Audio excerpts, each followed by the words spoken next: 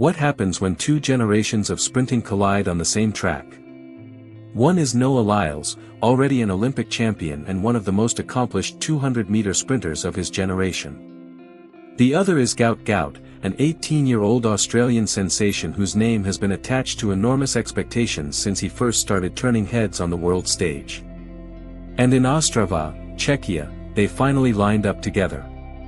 But this wasn't a 100. It wasn't a 200.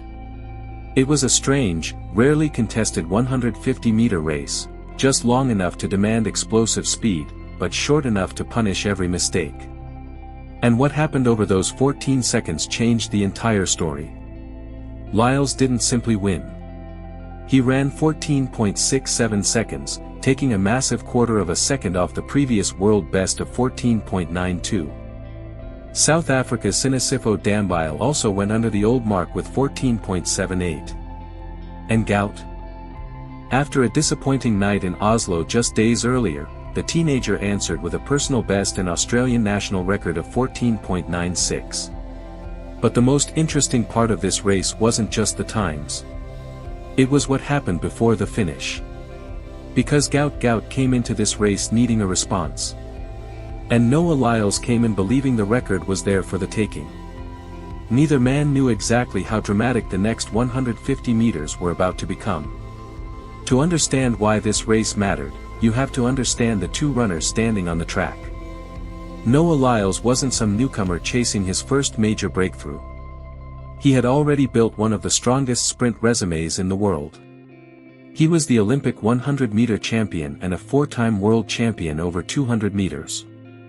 By 2026, Lyles had established himself as one of the defining American sprinters of his era. But the 150 meters presented something different. It's not an Olympic event. It's rarely contested. And because of that, there is a different kind of mystery surrounding it. You can't simply look at a long list of championship performances and know exactly what someone should run. The previous world best had been set earlier in 2026 by Jamaica's Kishane Thompson, who ran 14.92 seconds in Miramar, Florida.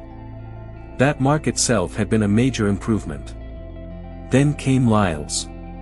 Before the race, he had already made it clear that he believed the existing mark could be attacked. And there was a logical reason for his confidence. The 150 sits right between the events that define Lyles. The 100 demands explosive acceleration and maximum speed. The 200 demands that same speed, but also the ability to maintain it around a curve and through the closing straight. The 150 asks for both. That made Ostrava a fascinating test. But standing in the same field was a teenager with an entirely different story. Gout Gout had become one of Australia's biggest track and field prospects. At just 18, he had already produced a 19.67 second 200 meters earlier in 2026, a performance that gave him the world under 20 record and immediately intensified the conversation around his future. Suddenly, every race became an evaluation. Every slow start became a discussion. Every fast finish became another reason to wonder just how far he could eventually go. And then came Oslo. The expectations were enormous. Gout entered a 200-meter race that had been heavily promoted as a clash involving some of the world's best young speed. But instead of another spectacular performance, he finished 6th in 20.60. For a normal athlete, that might simply be one bad night. For a teenager carrying enormous expectations, it became something much bigger. Questions started appearing. Was the pressure getting to him? Was the previous 19.67 impossible to reproduce? Was he simply having an off night? The important thing was that Gout didn't have much time to answer. Only days later, he was standing in Ostrava. And this time, the challenge was even more intriguing. He wasn't just racing a clock. He was racing Noah Lyles. The matchup had been building for days, and fans wanted to know one thing. Could the teenager who had been compared with the world's best actually stay with one of them? The answer would come over a distance neither man had much reason to fear. But there was one enormous problem. The race started on a curve. And for Gout, that mattered. Because the first half of the race would test exactly the part of sprinting where he needed to make progress.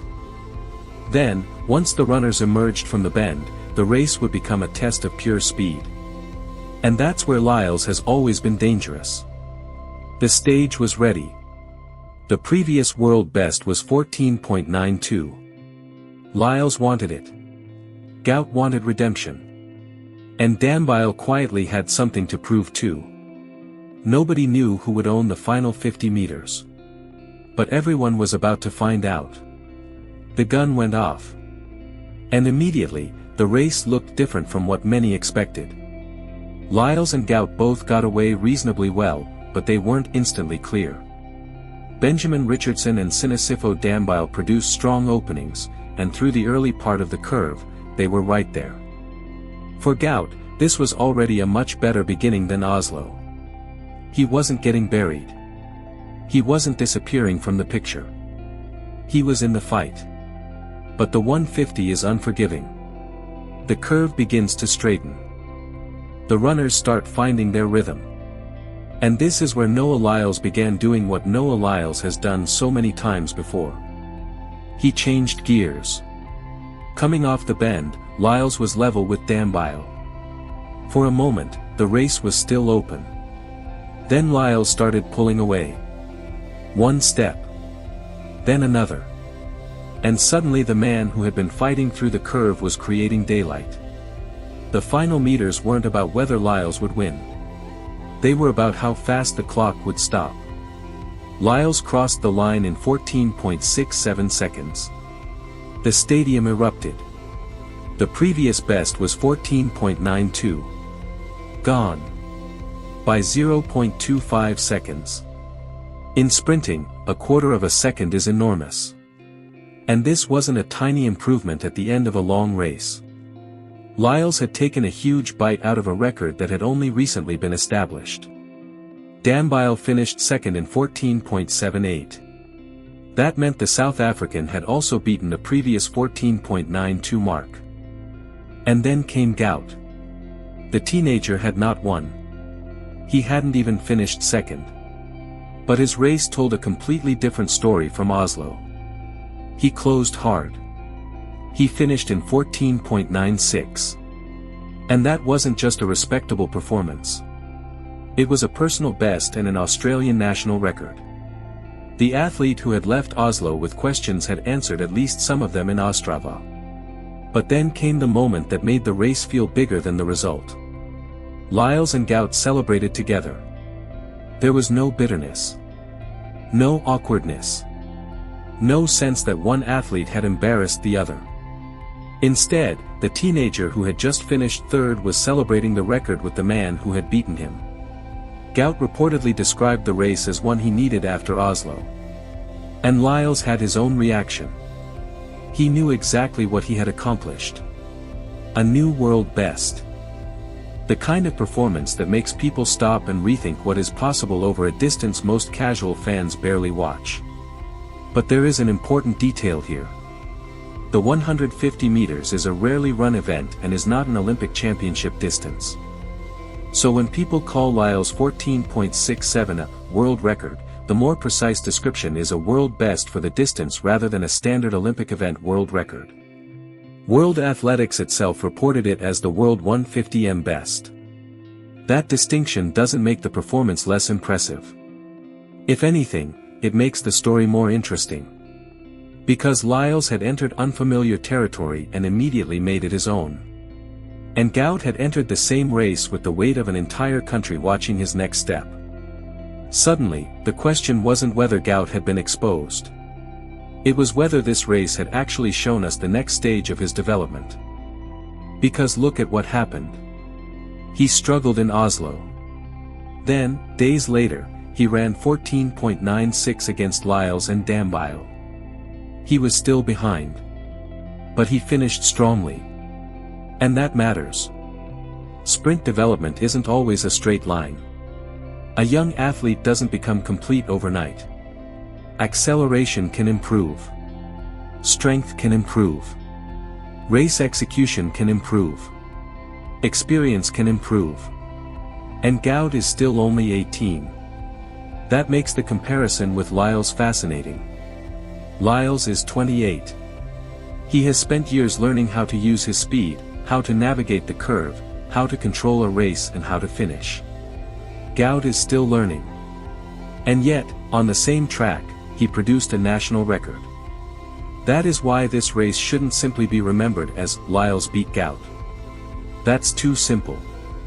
The real story is that Lyles showed why he is already one of the world's best.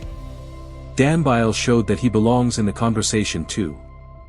And Gout showed that one bad race in Oslo wasn't enough to erase the potential people had already seen. But now came the biggest question. If Gout can fix the opening stages of races while maintaining that powerful finish, what happens the next time he lines up against Lyles? Because Ostrava didn't close the gap. It made the future matchup even more interesting. There are races that tell you who won. And then there are races that tell you what might happen next. Ostrava was the second kind. Noah Lyles left with the headline. 14.67.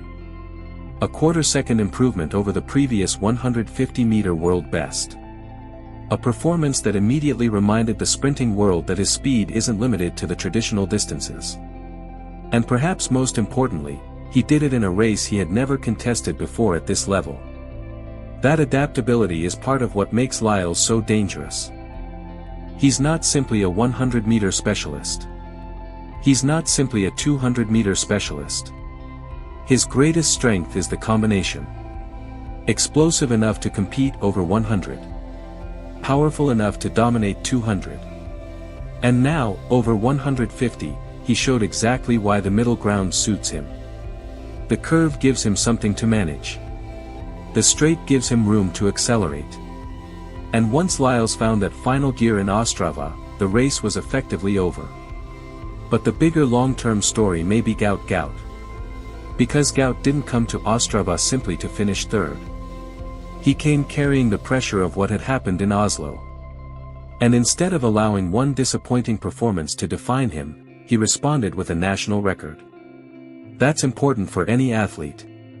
It's even more important for a teenager. At this stage of his career, every major race is part of a learning process. He is learning how to handle expectation. How to recover from disappointment. How to compete against established champions. And how to turn raw speed into complete sprinting. The Ostrava race showed both sides of that development. His finish was impressive. His starting phase still left room for improvement. And that is where the future becomes fascinating. Because Gout already possesses something you cannot easily teach. Speed. The question is what happens when the rest of his race catches up with it.